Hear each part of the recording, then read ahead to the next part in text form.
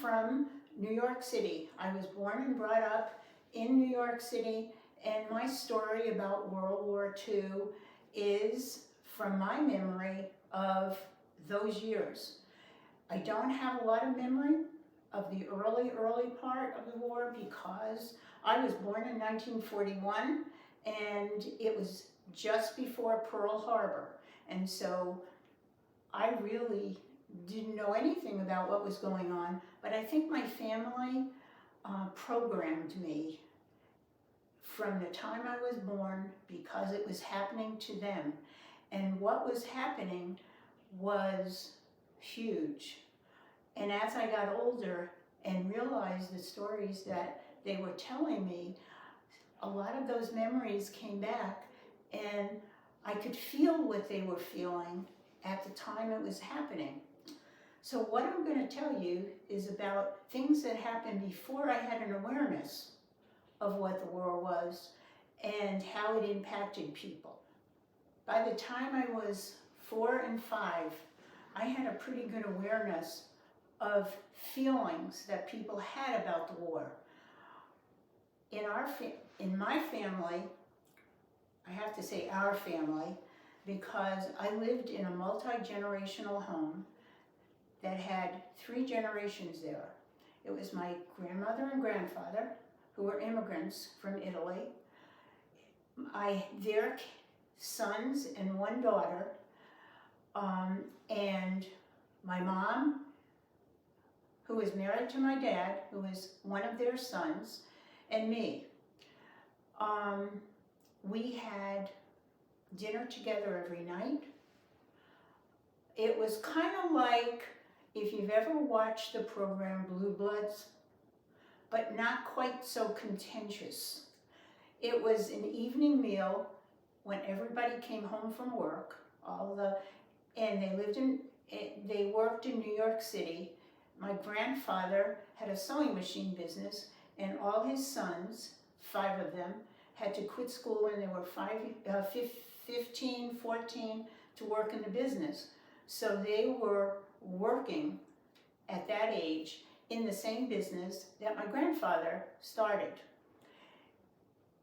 The sewing machines that they made were industrial sewing machines, and they sold them to the garment district in New York City, who made the clothing. And at that time, New York City was a place where all the clothes were made in the United States. And it was a really big job.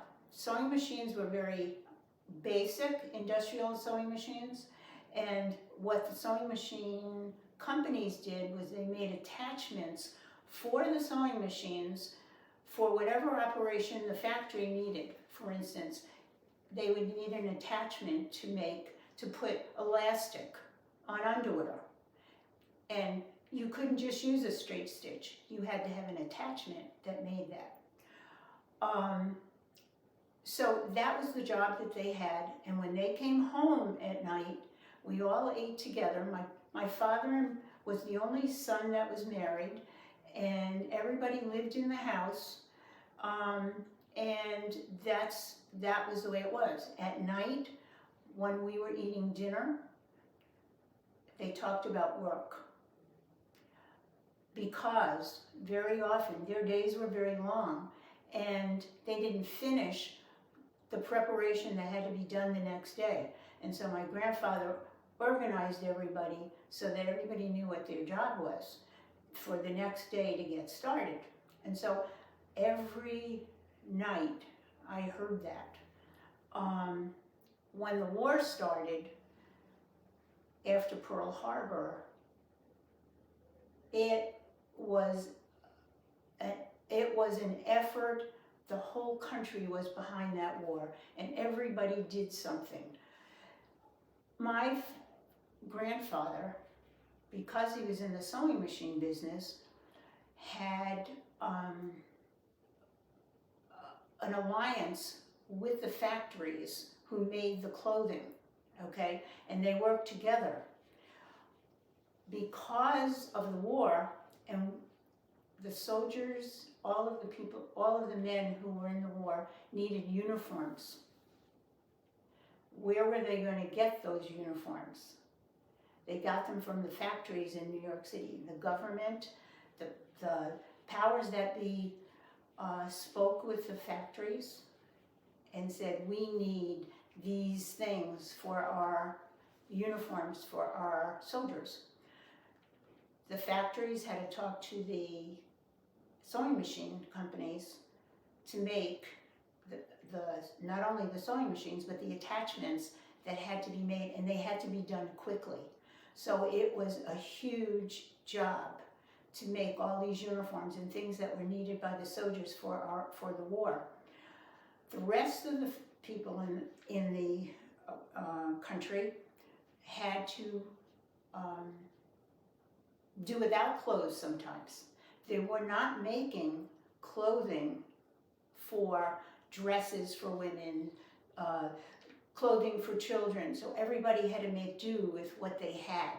And our family saw that, and we knew why there weren't enough clothes for everybody to buy. So that was a big thing. The other thing was rationing. You could not buy as many bags of flour, sugar that you needed. You got a rationing card, and you could only do and buy and get what was on your card. And so that was another way that the country supported the war. The biggest thing was praying. Everybody we had never been in this caliber of war before that invaded the whole world, and the terrible things that were going on to the Jews, and Hitler and all his evil. So everybody was behind this war, and we had a president at the time that was very supportive, and he would have every week, on Sundays, he would have his fireside chats, and he'd give an update on what was going on in the war, and that helped everybody get behind it. And it was by the radio. There were newspapers, there was no television, and the only way you got news was through the president and then on the radio.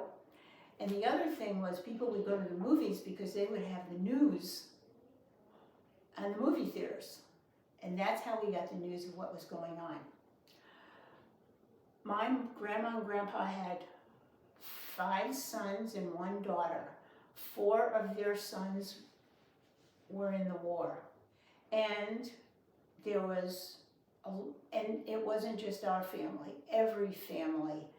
If you had a son, a young man in your family, they either volunteered or they were drafted. And people had in their windows, they would have a star for every son that was in the service and in fighting in the war, whether they were fighting or getting ready to go. Everybody had a job. And so my grandmother and grandfather was so worried about their sons who were fighting. The 5th son didn't fight, didn't go to the war because he had a disability. And actually the disability occurred at work. His hand went through the machine and he was disabled in one of his hands because it got sewed. My grandmother was a very religious, spiritual person, and I can remember her from when I was little with a rosary bead in her hand. This was even before the war. She would have it in her left hand, and she would be praying whenever she wasn't busy doing a household chore. So when her sons went into the war, she was really worried, and she had a particular feeling about, we called her the Blessed Mother. Okay, very important for her. She always prayed to Mary to take care of her family. Mary, being the mother that she was, my grandmother just was in awe of being that kind of mom.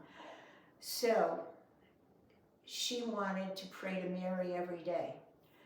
And the other thing about praying for, my grandfather loved flowers, and he had always had a big garden of flowers. He didn't do much with growing vegetables or anything like that, but he always had flowers. So my grandfather decided to build a garden in a yard with Mary in the center. And he did that for my grandmother so that she could pray every day right in her own yard. And what he built was this.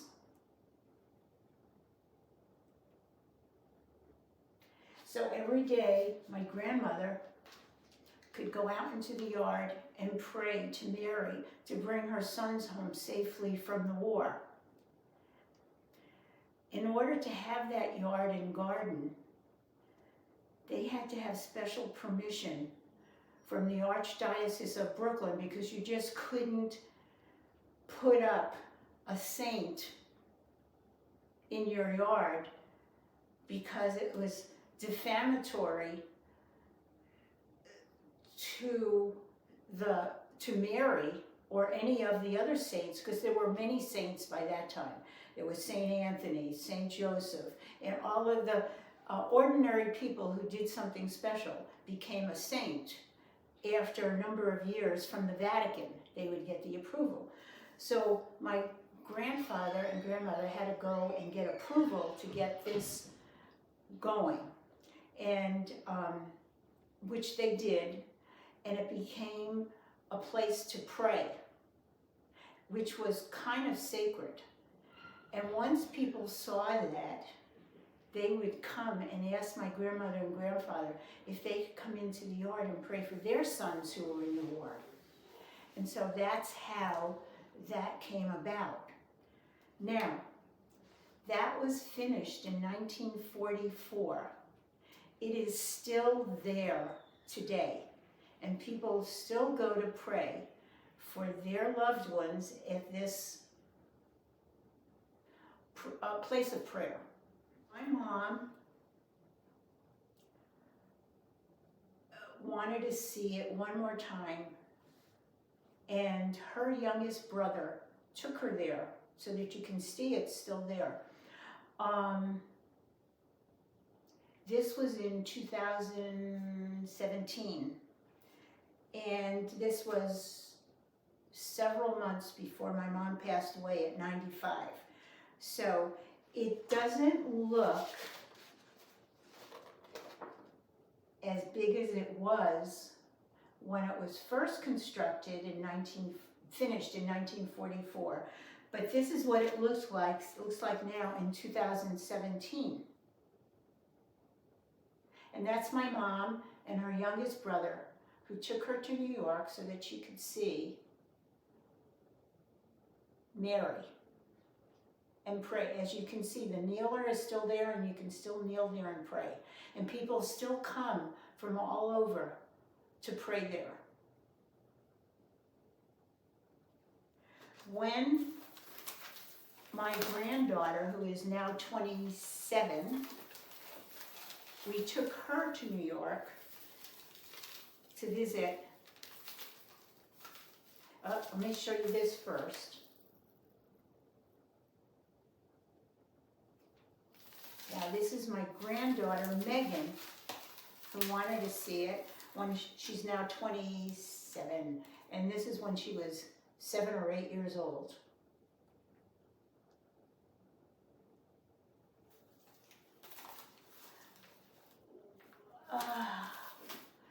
What did that mean to our family? It shored up our faith. It showed us that how important prayer is, and having God in your heart and Jesus in your heart. It just made our family stronger. It just showed that there's a higher being, and we need to realize that that higher being is there, and there's a plan for us all in life. And that's how we looked on that yard and garden and prayer place. And people still go there today. And the people who, have been 3 different owners of that house since 1955. And they have all kept the prayer garden there intact. It's not exactly the way it was when it was first built, but it's still there. It's just still there. I have, because I was young, and I didn't see that being built, but the talking about it afterwards, and how people felt about the war, and how we felt about our soldiers in the vicinity that we lived in, made it special. That we were doing God's work in supporting that war and making sure that we kept peace and we kept justice and we keep evil out of our lives and the lives of others, and that we all have to band together to do that. One of us can't do it, but many of us can. And those are the things that we learned in our family growing up. All of us kids, as we were born and raised in this family, that's what it was. And everybody around us was like that. And everybody was part of the war effort. There was rationing. Everybody didn't complain about, I don't have this. Everybody was giving to something bigger and better than what we were. When I started school, when I was 5 years old, and that was in 1946, all of the soldiers were not back. There was, in 1946, in May, I think it was called VE Day, Victory in Europe, okay? Then in August of that year, 1946, it was VJ Day. And that meant that the Allies won and defeated the Germans and defeated the Japanese. But that didn't mean that the war was over. Then there was the aftermath of what the soldiers had to do, not just our soldiers, but the soldiers that were in the alliance for World War II. And so the soldiers came back in dribs and drabs. They did not come back all at once. But the war is over, now we can go home. Just like we saw in Afghanistan, in Iraq. The soldiers still stayed there. Some came home, but they had to do reconstruction and restoration, and you just didn't. So that's how it was, people coming back. We also had, when I went to school, that in 1946, that was the year that the VE Day and VJ Day. So the war was still on everybody's minds. And when we went to school, the students, we had dog tags, okay? We were all issued tags that had our identification on them. So we still, it wasn't like the war's over. There was still, the country was still afraid that we could be attacked. So we had that, and we also had drills, air raid drills at school, where we would, just like a fire drill, the kids have a fire drill today, you have a signal. Well, we got the signal there was a different signal for air raid drills than there was for a fire drill. And we would have to get under our desks.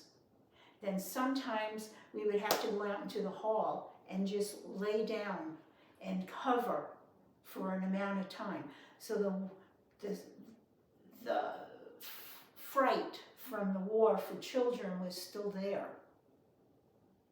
The parents knew it was for protection, but for us, it was a part of our lives every single day at school that we could have one of these drills, and that was pretty scary. And so those were my recollections of World War II. And after the war was over, when my dad and my uncles came back, they would tell us what they were doing. They didn't frighten us by bombs, and they would tell us about what their job was when they were away, and they were all in different places. But that's my recollection of World War II. That it was a giant effort of the whole country who supported the reason for the war. And I was proud to be alive during that time. And I think I feel good about what we did, what the United States did, and our effort and what went on. My name is Ron Dodd, and I served in the United States Army from 1959 to 1965. And this is the story of my remembrances of World War II. You got to remember, I was 4 years old, and my brother Jerry was 8 years old. And now you got to remember too that these remembrances are very sketchy. But Jerry was in school, and they had paper sales and collected clothes hangers and cans. And whichever class, these were collected for the war effort. And whichever class in school collected the most got an ice cream party afterwards. And we'd go around the neighborhood, Jerry and I, and our little red wagon, radio fire, and collect cans and papers and coat hangers. And you got to remember, the neighborhoods were safe back then. We just, Mom wouldn't let just anybody go, but nowadays you can't do that, but back then we could. And because there was a big ration program going on, and these items like sugar, cheese, butter, canned milk, meats, and all kinds of things were rationed. And that's why we had that. These items were taken up for the war effort. Can you remember when your mother, your grandmother, had a can on the stove back when you were growing up? They collected bacon grease. Bacon grease, oils, and fats were also rationed. We seldom went anywhere because of gasoline rationing. I remember my uncle, Clarence. He was a lieutenant in the Army, and what he did, I do not know. But I know when he came to visit us, he smoked Camel cigarettes, and they were really strong. My dad was a lieutenant, police officer, and he was the first lieutenant in the Civil Air Patrol, which was an auxiliary of the Army Air Force, which is now the United States Air Force. There were mandatory blackouts back then, and these drills, all the lights had to be turned out by 11 o'clock. My dad would go around and check the neighborhood for the lights being on or off and make a report. And the Civil Air Patrol would fly over and drop small bags of flour on rooftops. And he would make a report of these, and where that report went, I have no idea. But I remember going with him to check these rooftops and going out at night and seeing who had the lights on, and him taking the addresses down so he could make that report.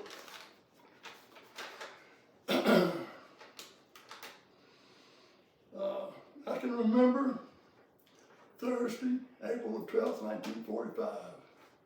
My brother and I were listening to the radio program Dark Shadows, or the Shadow Knows.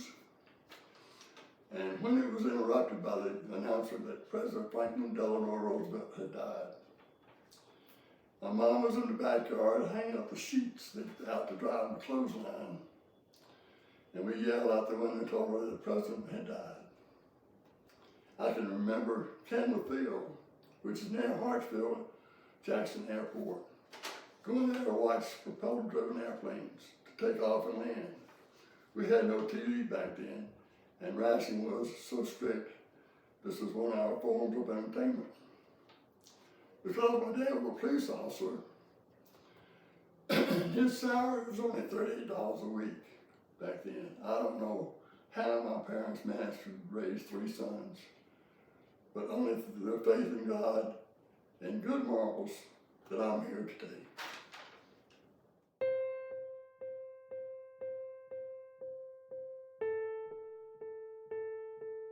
Hi, I'm Karen Rausch, and just like to tell you a little bit about my family who were in World War II. I had an uncle who was in the OSS, which is the Office of Strategic Services, which was the forerunner of the CIA. These men were all handpicked because of their military skills. Also had an uncle who was in the Jedburghs, which was a very select group of men. They had to be able to speak at least 2 languages so they could infiltrate into countries and kind of blend in. They had to be able to do overt missions. They had to be able to train the French Revolutionary. They had to be able to blow up train tracks and bridges. They had to actually be able to do assassin work, and it was just a very dangerous position. Also had an uncle who was in the Air Force, and he was a navigator with them, and he was severely injured. And basically throughout his young life, he only lived to be like 32, and he died from his injuries. Back then, when a soldier died, the Gold Star mothers got a gold star that they put in their front window. And as a quick side note, even today in Alaska, on one of the highest mountains, they have a Gold Star mountain where any soldier that dies in battle, their dog tags are taken up to the Gold Star and are kept there as a memorial. Also during the war, the men were all overseas fighting, so the women had to take their place and do their jobs. That's how you heard about Rosie the Riveter, because when they worked on ships, they couldn't wear dresses, so they started wearing slacks, which was kind of a very new thing for women. Also, they were rationed in their foods, so they had to be very careful how they used their foods. With the ration stamps, they would go and stand in line for quite a long period of time to receive a bag of food that they had no idea what was in it. There could be milk or eggs or meat, and whatever they got, they had to make their meals from. Communications back then were much different than now in the military. Now there are computers for the men to talk to their families back home and telephone calls. Back then there was nothing like that.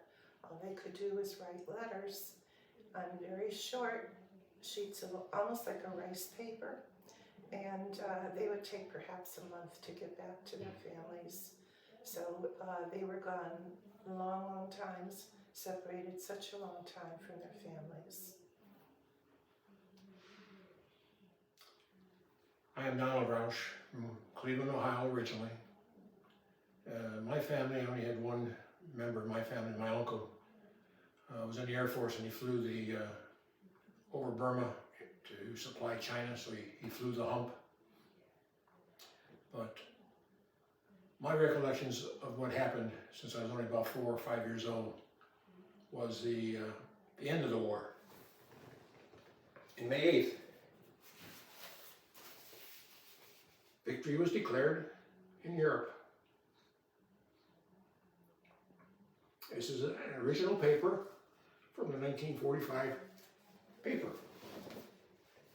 And then in August, after we dropped a couple of atom bombs on Japan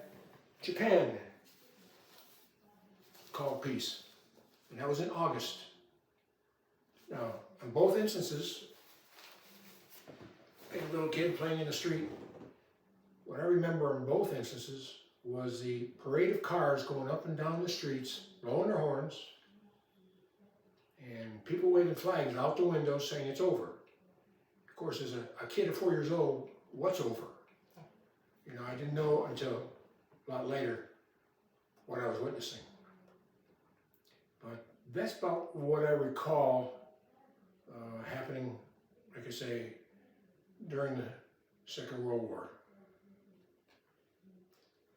And another memory I have going back into the mid-40s was we had a guy who drove a wagon with a horse pulling it that carried ice. Back in those days, you didn't have refrigerators, you had ice boxes. So the gentleman would get off his wagon, grab a chunk of ice, take it in the house, put it in an ice box. And while he was doing that, my neighbor across the street, Adolph, and I, we'd go out there and pluck some ice off some of the other cubes so we could suck on it, because in summertime, that was very tasty. And something else that happened during those days, you had what they called paper X-men. Again, men on a horse-drawn wagon, going around picking up paper and rags from those who wanted to provide them, that they were somehow used to help the war effort.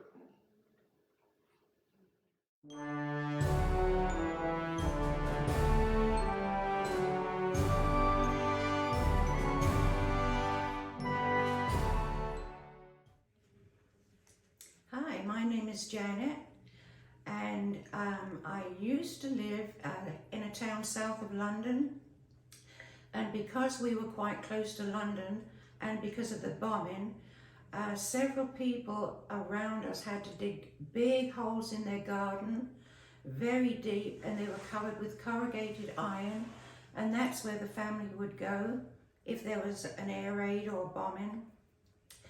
Our garden was not suitable, so we had a big iron table and the whole family slept under the table. My grandfather, mother, 2 brothers and myself slept under the table. So all we had was that. When I think about it now, if we'd been hit by a bomb, we probably would have been suffocated anyway. So you don't think of that. I can remember the blackout curtains and men walking outside looking for any light that might be showing. Also, of course, there was big food shortages, and what I remember is tier upon tier of rabbit hutches, and that's what our primary diet was, and I think my grandfather dealt with all that. At some point, we went on a train to see, I think it was my aunt, and all I remember was the train had the corridor on the side, and because the train was actually packed with soldiers, we stood all the way, and all I remember is looking out the window at all the barrage balloons that were always in the sky because of all the planes coming over. Eventually, of course, we came back. We were not there long. And then at some part through the war, we moved to Wales, where my mother was from. And because there was no risk of bombing there, we actually slept in beds, which was nice. I don't remember how long we were there, but I do remember coming down one morning and there was a soldier sitting there, and my mother was standing next to him, and she said, "This is your dad." And that's the first time that I can ever remember seeing my dad, ever, because he'd been away fighting for so long. So, but eventually then, of course, we came back again to the town where I was born. I can remember the big barricades.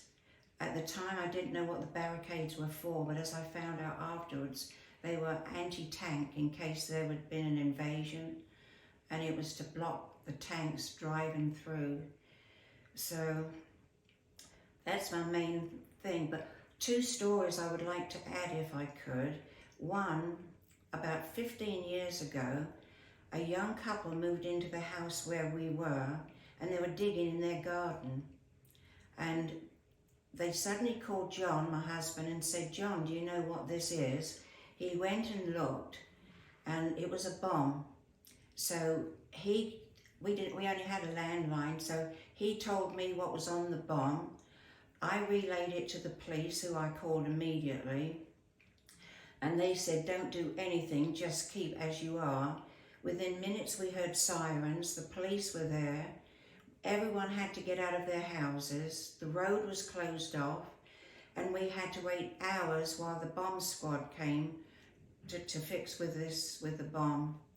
They eventually did it, and we could move back in again, so it's to show that even so many years after the war, they are still finding unexploded bombs. And that one went with quite a bang when the bomb squadron dealt with it.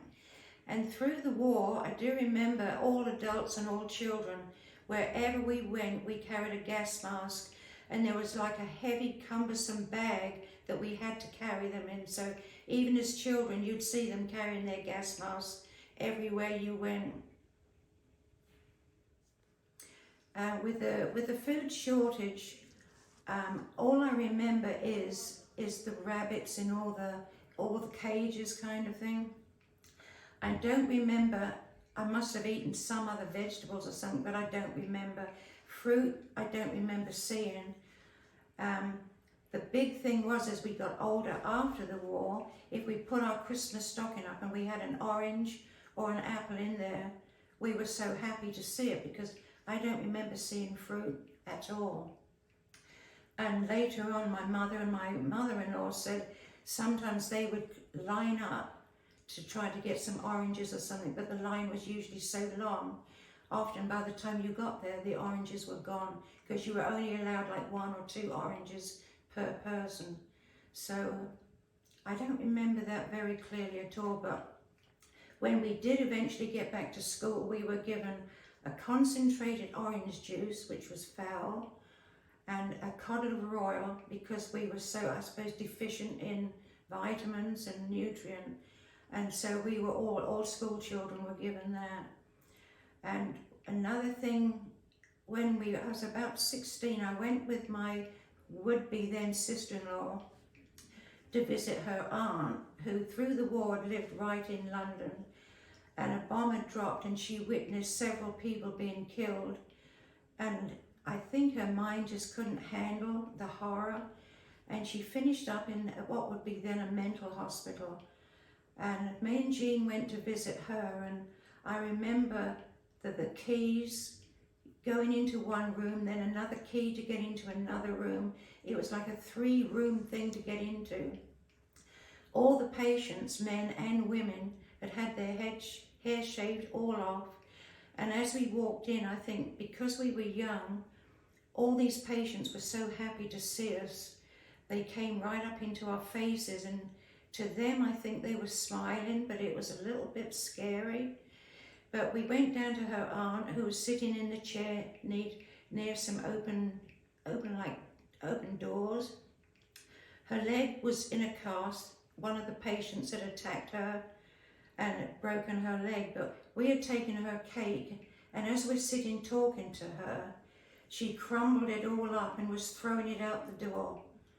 Some hit the door, some went through, but every piece of the cake was crumbled up and just thrown out. Then we had to do our exit out from the patients, which was another thing in itself, but it was an experience that you don't forget. And then, of course, in the town that we lived, there were, I think, 5 big hospitals filled with airmen, soldiers, some with limbs missing, some very badly scarred, but once they were able to get out on their own, they were able to walk out into the town.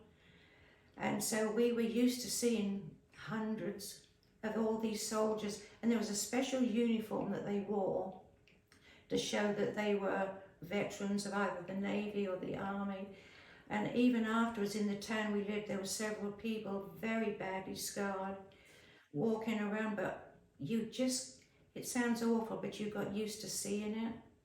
So it's some of the memories that you have of during the war and the aftermath and all what it meant to civilians as well as soldiers. But I was lucky that my dad came back, but many of my friends, their dads didn't come back. So in that, I was very fortunate. When we did come to Florida, where we moved first a long time ago now, we lived with and worked with a chef, a German chef, and he was in the Second World War. And of course we spoke about it, and he said when he and his friends were called up, they were 16 and 17 years old, and he said none of them wanted to fight. And he was not in the war that long, and he said he was captured and made prisoner. And he said that's the best thing that ever happened to him. And he really didn't want to fight, but I thought that was quite interesting to find or listen to the other side of the story.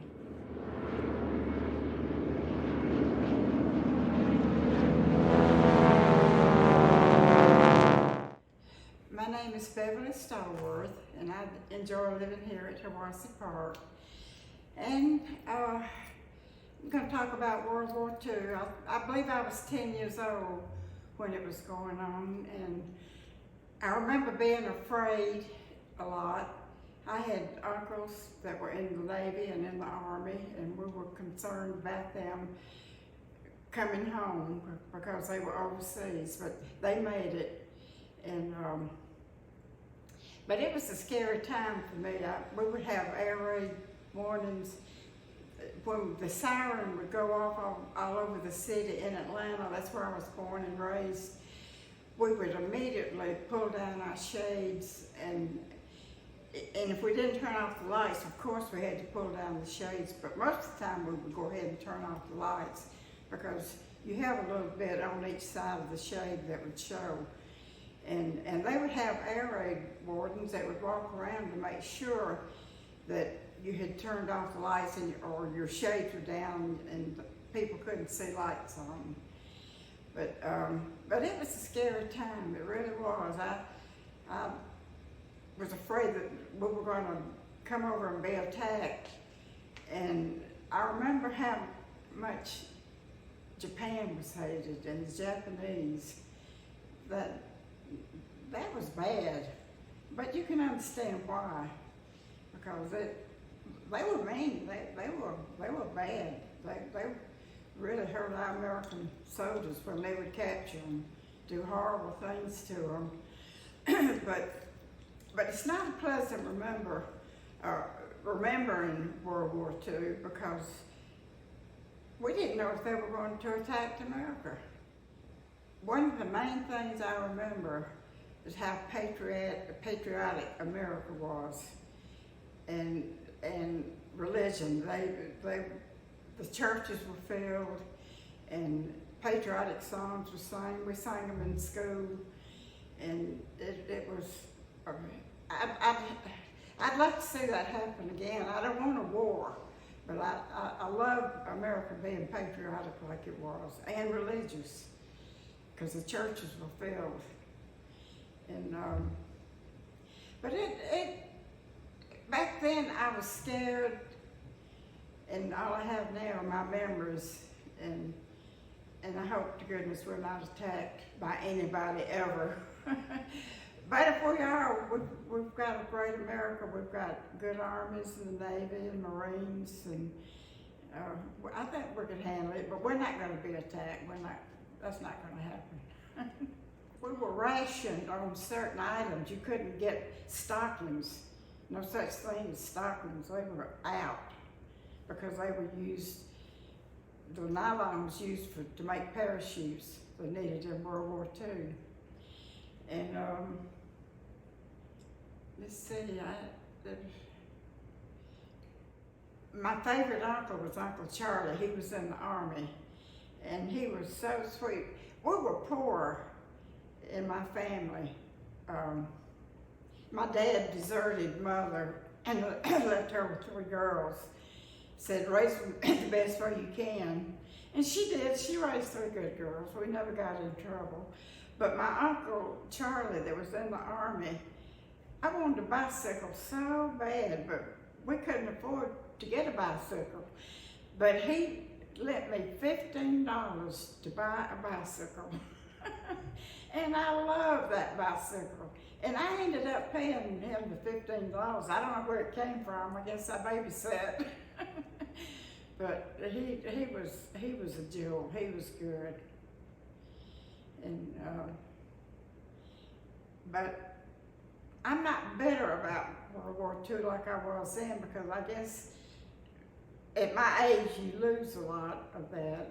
But it wasn't a good experience. It was scary, very scary.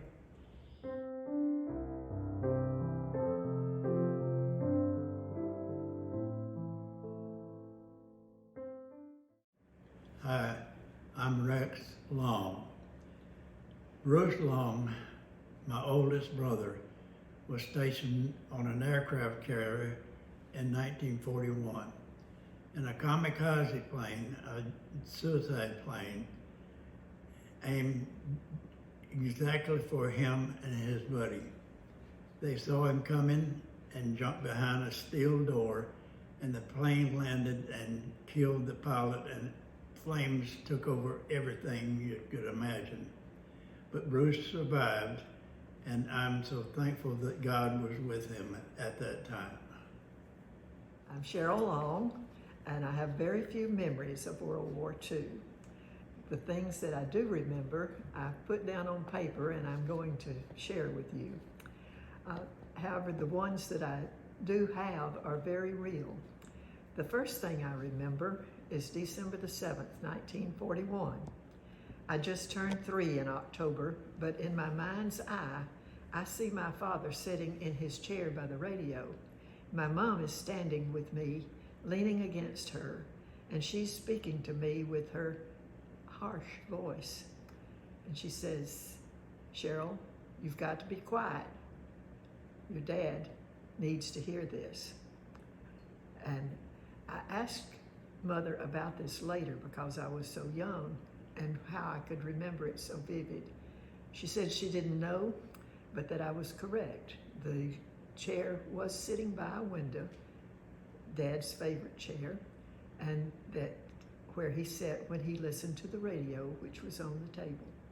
So evidently, that's a true memory from age 3. We went to the movies very often after that. I later understood it was so Dad and Mother could see the newsreels. I did not like planes flying at me from that screen, and I did not like the big ships, although I had an uncle that was on one of them. My dad did not enter the service. The company he worked for, Air and Refrigeration, requested that he be deferred as the company had received a government contract to build air units for submarines, and my daddy was the only employee that could read plans and do the layouts. Deferment was granted, and the last one was for 21 days, but the war ended. My uncle, C.W. Potter, served active duty in the Navy from 1927 until 1948, when he transferred to the Fleet Reserve and completed 30 years of service in 1957. During World War II, he was in the Pacific. He had been married for 12 years when his wife died in California, and he was unable to come home for the funeral. My mother kept in touch with him, several of her cousins. I've some of the letters written during that time. Mother made me a coat from one of CW's uniforms. I have no idea how she got the uniform. I still have the coat and a picture of me wearing it. This is the coat that my mother made from my uncle's Navy uniform. And he sent me the picture. It says, "Love to Red" from CW. And this is a picture of me dressed in the coat.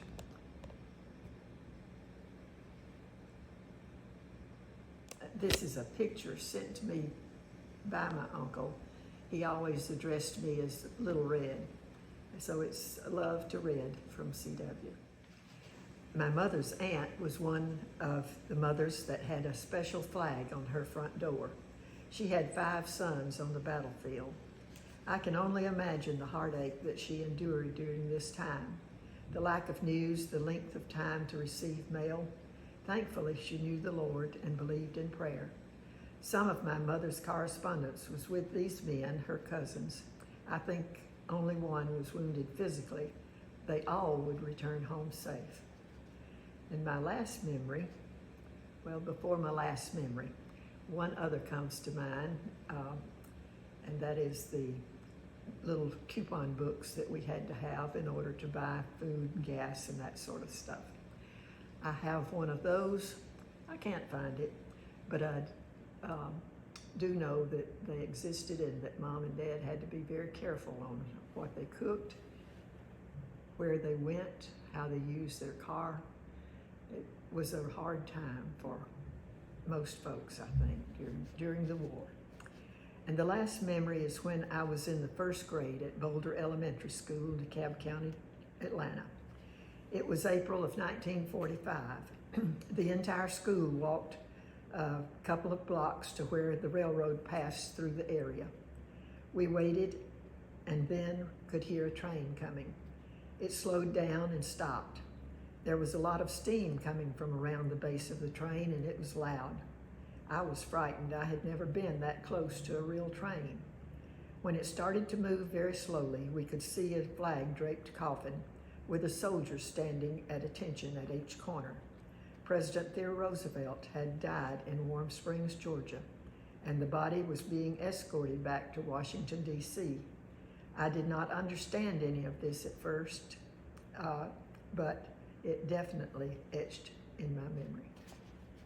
This is a letter written to my mother from her cousin, Shirley Robinson, while he served our country during World War II. The war had ended 6 days before the letter was written. Okinawa, Friday, September the 8th, 1945. Hello, Beulah and all. While sitting around here trying to stay cool, will try to write you a few lines so you can hear from me again. And this leaves me okay, and hope this finds you, ST, and the girls well and enjoying yourselves. Beulah, I am on Okinawa now. We left France the 7th of July and landed on Okinawa the 1st of September. But we stopped in Panama coming down, and we stopped at an island called Wagmong and stayed a while, but for 59 days I was on the ship. Glad to get land under my big feet again after 59 days. There was 5,500 of us on ship. I mean, we was crowded. Butner was the name of the ship. I don't know how long we will be here. I think we will go to Japan later. Lots of the boys got to go home, but I wasn't lucky. All the boys that had 72 points May the 12th gets out. I had 69, so I come down here. Cousin Vesta sent me a clipping out of the paper about our cousin Major Simonton. Side note, Major was his name and not his rank. And how many Jerrys he caught. Some hero. We were having chow the other morning about 7 o'clock when 75 Japs come out of the woods where we are camped and gave up the war. But the Japs is like the Germans were. They will come out and give up every time they think they won't get shot. I don't think there is many here now. What is, there is no fight in them. If you run into them, they give up. I don't know how they know the war is over, or if they know the war is over or not. For here on this island, I don't see how they could know what is going on. We did not get mail while on board ship. We couldn't write anyone. The first day I got letters, 18, and been getting 4 and 5 a day since. I got one today, mailed the 30th of August. That was 9 days in coming. Glad to hear from you. So long till next time. Your cousin Shirley, with love for all you and all. Hello. I'm Janelle Smith. I was born September the 8th, 1931, in a little German town called Riesel, Texas. Very few people know about this town. But however, there have been strange countries that I've been in and always run across someone that knows Riesel, Texas. That's beside the point. It was a Sunday afternoon, and Mother and Daddy and I always took a drive through town. That was part of our entertainment. And they actually had the car radio on. And so that's when we heard the news that Japan had bombed Hawaii. So I was 10 years old. Well, things changed immediately with Mother and Daddy. He went to Corpus Christi, which was just over the bay, and applied at the Navy Air Station there, and he got a job. And so we moved to Corpus Christi, to 907 Craig Street, Corpus Christi. And that's when other family members moved into the area too, because somebody was making money during this time. So anyway, my cousins all came to Corpus, and so we had a great family time together there. One of the things that happened during the war years, the early war years, we all experienced saving things like tinfoil. We saved that in bowls. And then we have Meatless Tuesday. So that's when we all learned to like Spam. It was part of our Tuesday night meatless meal, full of grease. I don't guess it hurt me, but we learned to like Spam and continued. We saved grease. I don't know what they were using that for, but anyway, we saved grease, which was a lot, because we were not diet conscious. And so it was grease from bacon or pork chops or something like that.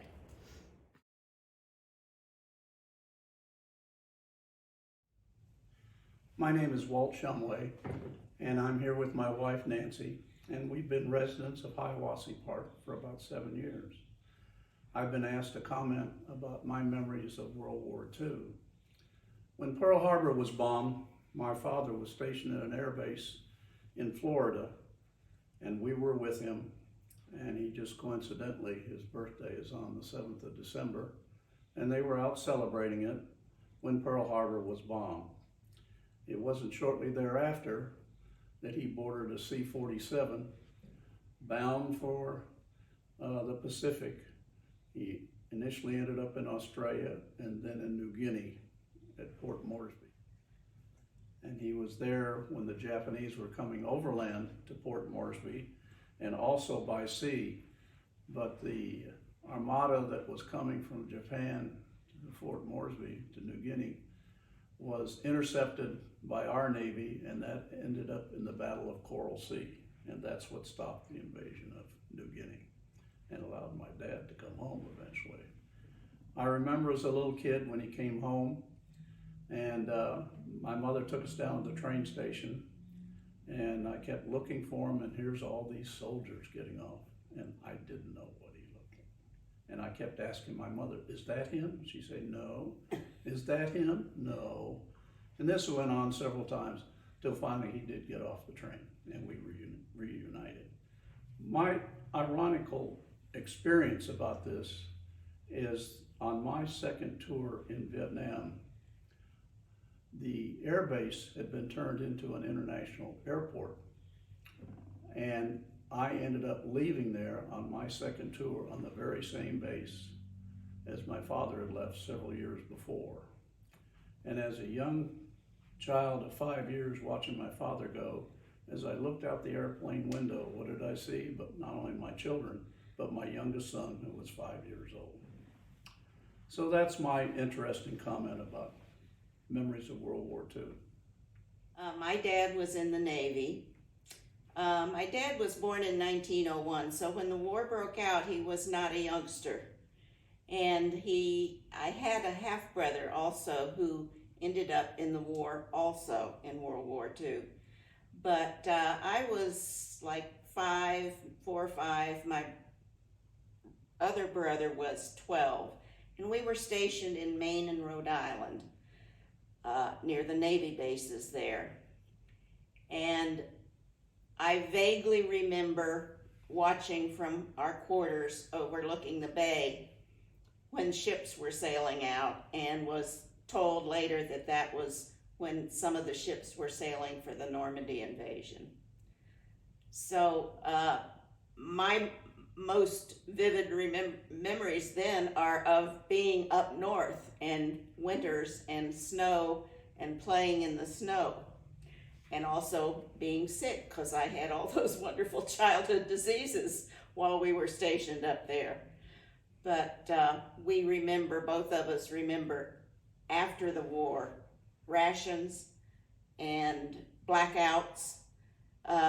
The sirens would go off and you had to turn all your lights off.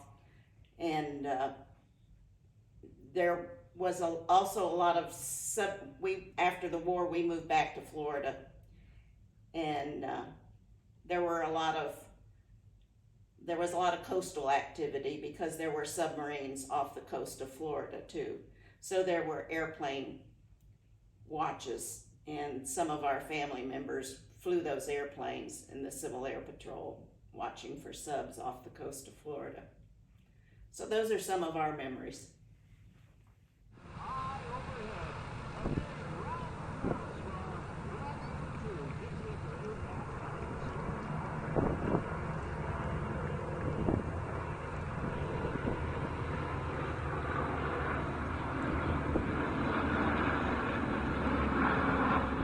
Hello, I'm Phil Hurt, and I'm here with my wife Dot, and we're going to tell you about some of our memories of World War II.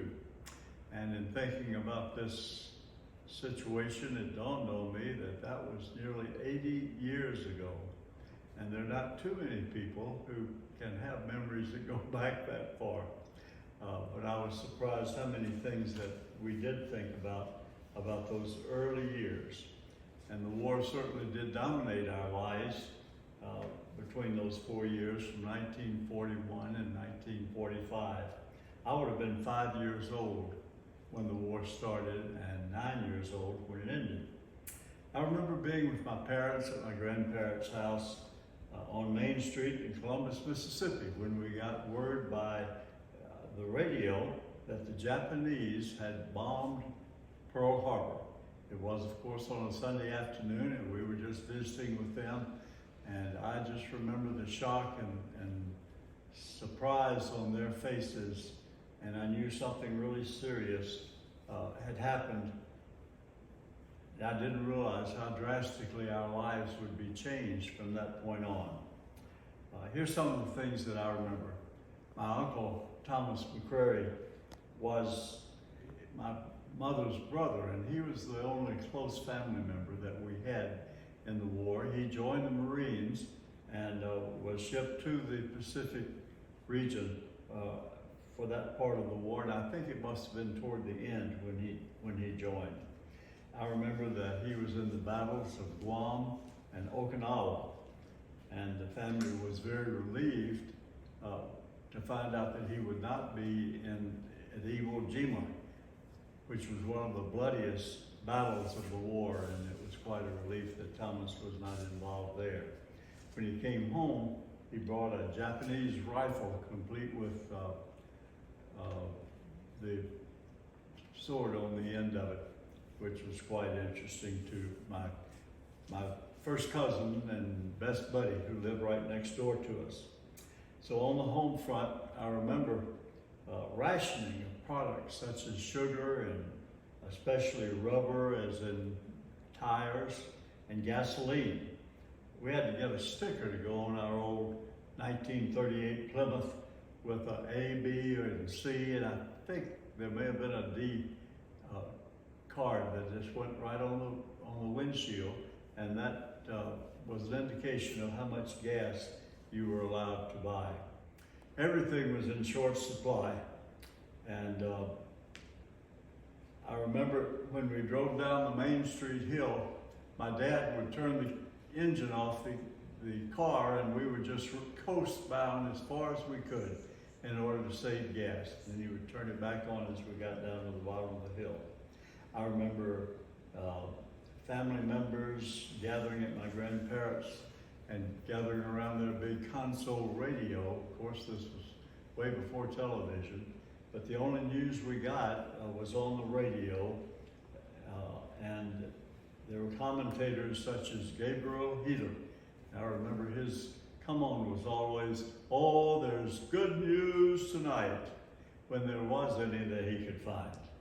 My first cousin and best buddy, Bob Prophet, lived right next door to me, as I said, and we would play outside and we would play war games. And I remember he had a little a doll figure about this high of General Douglas MacArthur, and he and other generals were our heroes, along with the actors who played them in the many war games, war movies that were going on, such as John Wayne. And so they were our heroes of the day. At the movies, there would also be a newsreel segment between features with actual battleground pictures taken by very brave and daring war correspondents who were actually on site and embedded with the troops in the war zones. Of course, there was no TV, and this was the only on-site recording that we got other than the newspaper and the radio. I remember President Roosevelt's fireside chats, and we would all stop whatever we were doing when those radio chats came on and sit and listen very carefully. 2 new terms were introduced toward the end of the war. The first was VE Day, and I heard that coming on and was very excited, and I knew there was something big. On May 8th, 1945, the war in Europe came to an end, and my dad also had some cousins who were in that war zone.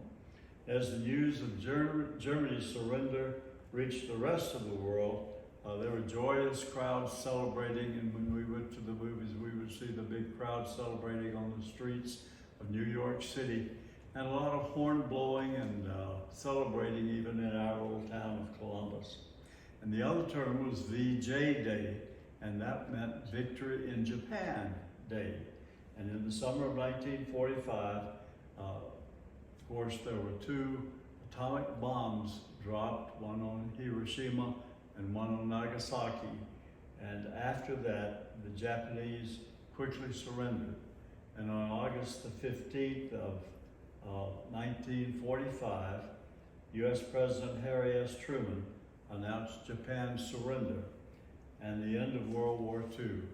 My cousin and I were outside playing when we heard this through the open window of the house, and we heard that Japan had surrendered unconditionally. Didn't know what all that meant really, but we went jumping and running and kicking and screaming all over the yard, knowing that something wonderful and dramatic had happened. And we knew it was a really important event. And it was an exciting and joyous time. There was much celebrating all over the country, and every city and every town had their own kinds of celebrations. It was an exciting and a joyous time, and it brought many changes to our lives as we began the post-war period in our lives. And I remember Franklin Roosevelt was the only president that I knew from the time I was born until the time he died in 1945. So those are some of my memories from Mississippi.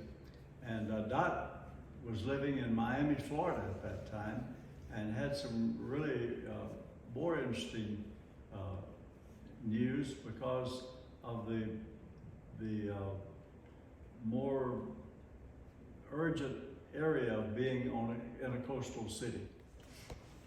I remember very well some differences that were made where I lived in Miami, Florida, as Phil has said. Miami was a very significant area because in preparation for the war and what was coming, it was a major training center. We had the USO and I was only 6 years old also, and it had my sister and I were tap dancers.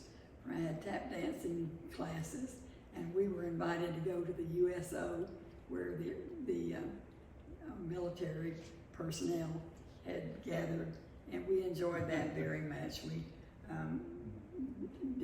we were afraid at first, but it was fun. The response was good because it was a welcome relief to them to be entertained rather than having to prepare for war. But I do remember my daddy was an air raid warden, and he had to patrol the area because the preparation was everybody had to turn all radios off, all lights, couldn't be any lights or anything showing for safety. And in school, we were told what was going on as much as we could understand. And we bought war bonds, stamps, and that was something we saved our money for.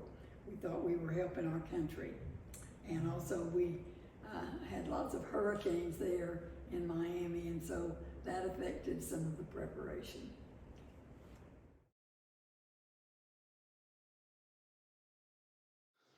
Hello, my name is Alan McDougall. I'm here to relate some of my memories of the Second World War. At the time, I was 9 and 10 years old. I remember the Pearl Harbor, in that I remember my folks getting very excited and being crowded to the radio. I myself didn't really understand what was going on, but I know that they were very excited. Different things during the years that we did or had done. One of the things was that the government had us, they gave us these bags and had us go out and collect milkweed pods. They would take the pods, and the inside of the pods has like a silky seed, and they used that silk to make the vests for the Navy, the life vests. They filled them with this stuff. Another thing that I remember is, of course, the steel drives that they would conduct. I remember my folks taking extra metal, the cans or whatever it was, and taking this down and leaving it by the side of the road, and it was picked up periodically. My father at the time was too old for the draft. He was missing it by about a year or 2 years each time, which made my mother very happy, of course. But he was a paint salesman for a Baltimore copper paint company, and he had his territory was the whole East Coast from Baltimore to Nova Scotia. And he did seaports. His paint was for boats.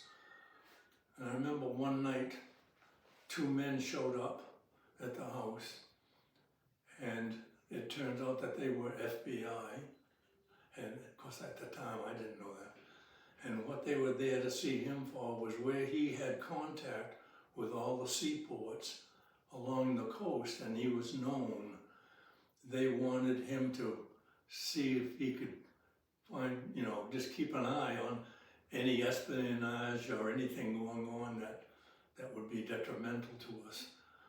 And I didn't know, of course, that until later on when he told me all about it. Basically, that's pretty much what I remember about it.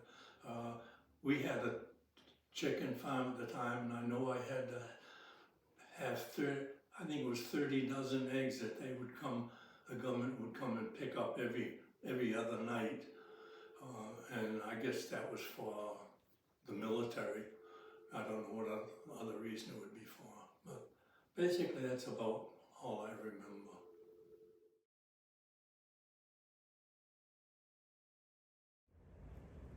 Hello. My first memory of World War II actually was when my father opened the back door in May 8th, actually, 1945, and told me the war was over. That evening, everybody danced in the streets and had a pretty good time, really. It started when I was a kid, and I remember all the blackouts and restrictions that were put on the populace in terms of food stamps and gas stamps and clothes stamps, appliances. Everybody contributed to the war effort. It was a different time. Everybody was an American. There were no parties. We all wanted to support our country, even though many of the people in that day did not want to get involved in another war because World War I was too fresh on their minds, and there was a lot of atrocities in terms of gas and terrible things that happened in World War II, World War I. So you had a president that felt that we were going to be forced into war, and we had a general populace that didn't want a war. So I remember as a child going to Hemming Park, was about a block and a half from my house. And in those days, you didn't have to worry about getting back home, kidnapped, molested, or anything else. You just went and had a good time. Of course, everybody had their headlights on their car painted in anticipation of the possible air raid or on our town. Jacksonville, Florida had 3 naval installations, so it was sort of a prime target in case there was type of an altercation started. My father worked in the shipyard. Sometimes he got a ride, sometimes he had to walk. It was only about 7 or 8 city blocks to the shipyard. And in Jacksonville, they made Liberty ships. And Liberty ships were really cargo ships.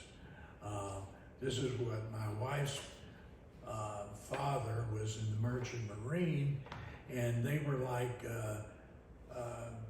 constabulary on the ship to keep water, and also in case the German submarines attacked the ships, they had a way of defending themselves, because the subs would go to the, when they put a ship out of commission, they'd finish it with a deck gun. So that's why if the cargo ship had a weapon to answer fire, it would.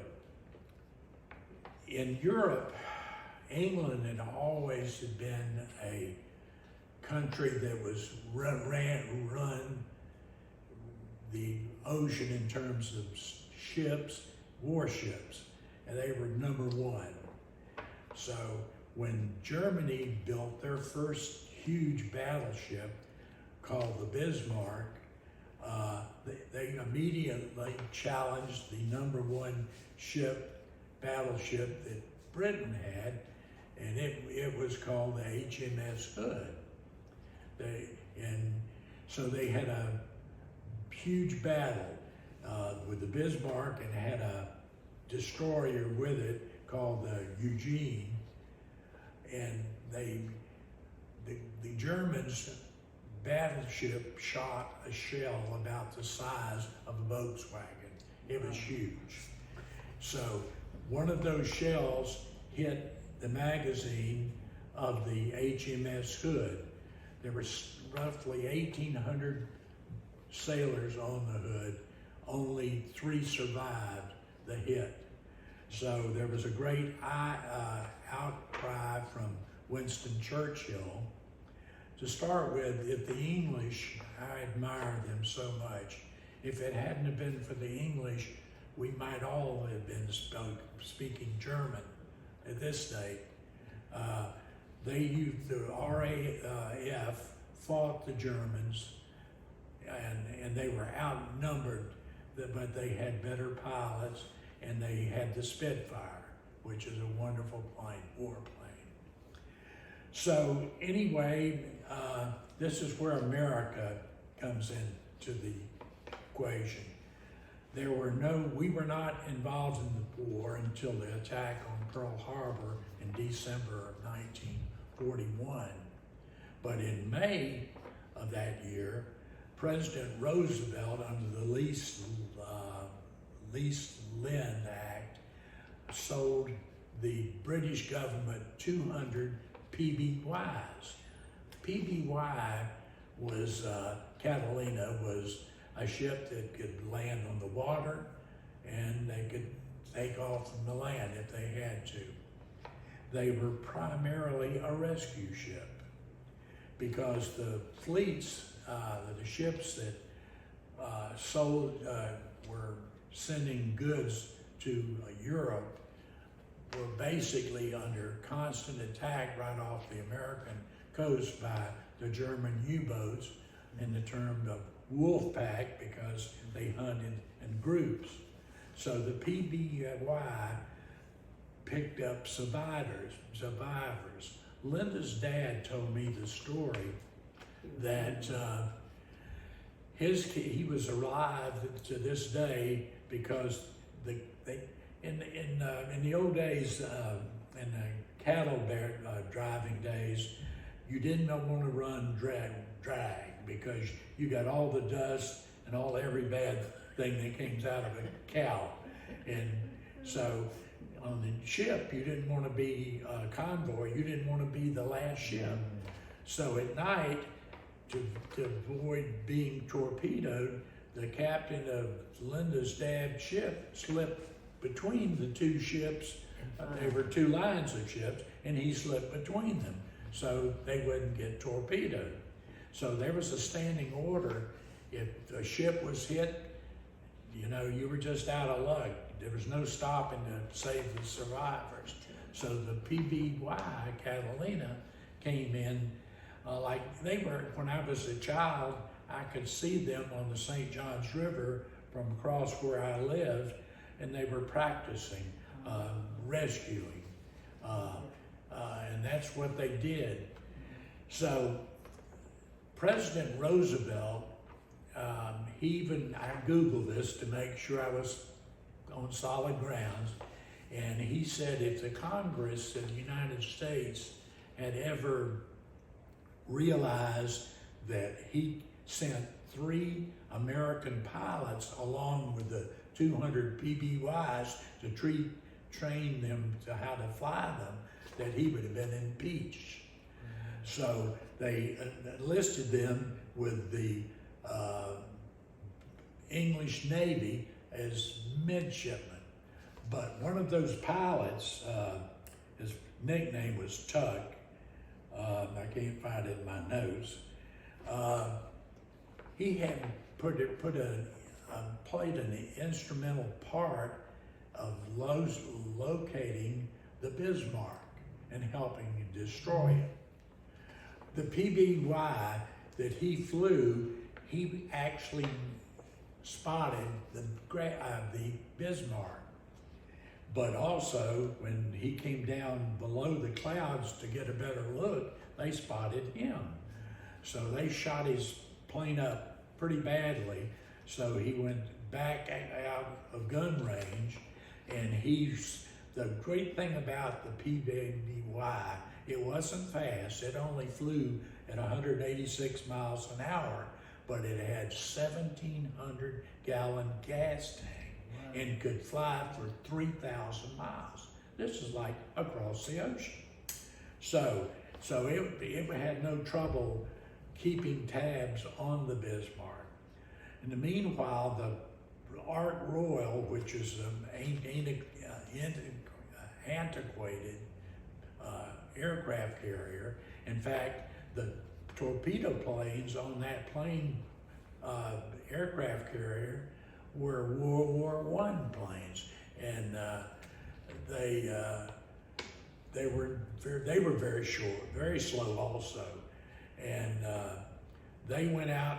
15 of them went out to try to do something to the Bismarck. Well, they didn't have a lot of success. The only reason they didn't get shot up, the Bismarck had modern equipment, and its gun turrets were so fast they couldn't keep up with these slow planes that they were delivering the torpedoes on. But one torpedo hit the steering mechanism of the Bismarck, and there it sealed its fate because it could only do circles. Otherwise, it would do 31 knots, unheard of in those days for a huge battleship. And then the Royal Navy went out and finished off the Bismarck, but the Germans scuttled it before they finished shooting it up. I recently saw a documentary. One of the pilots, he was 96 years old when this documentary was made, 25 years ago, and he had a human interest story that made me ponder, because there were like 100 survivors of the Bismarck that the English ships picked up, but the pilot saw the ships leave another 100 in the water, which doomed them to death. And this particular pilot took moral issue with the fact that they were left to die. This is actually a PBY landing on the St. Johns River, where I went fishing as a young man. And I used to always love to watch them take off and land.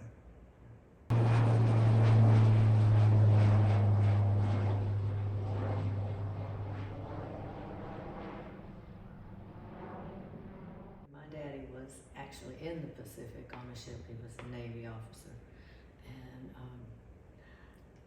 he was a handsome man in his uniform. That's what I really remember as a little girl when he'd send pictures back or something. I was too young to really be totally aware of the danger that he was in, but he did come home. He made it home. His ship was not ever bombed, I guess, or whatever. Golly, but I do remember how happy we were when Daddy got home. I wish I had a picture of my dad in uniform. I guess it was taken when he came home, and I could have brought it with me. I wish I had, but I didn't. But anyway, I guess my memories were really, I was much younger than him. I was 6 years younger, right now I'm 6 years younger than he is. But so I didn't have the memories that he had. I was more or less protected, from my mother didn't tell me all the bad stuff that was going on. And God bless her, she must have been a wonderful woman. I never got to really know her. She died when I was 12 years old. And it was just a terrible time in my life. I don't guess I'll ever get over that, really. But anyway, she and my dad apparently had a wonderful relationship, and I like to look back on some of my memories there because it makes me smile. That's what I'm doing right now. But we all got through it, for sure. And the adults would have a lot more memories of actually what happened, as the kids were sort of protected from the nasty attitudes. I remember the day the war was over, how everybody was celebrating. You know, I didn't probably know the magnitude of what they were celebrating, but everybody was so happy and dancing and wherever they were in the street or with your neighbors, or, hey, the war's over, the war's over. My daddy came home, that was the important thing. Yeah.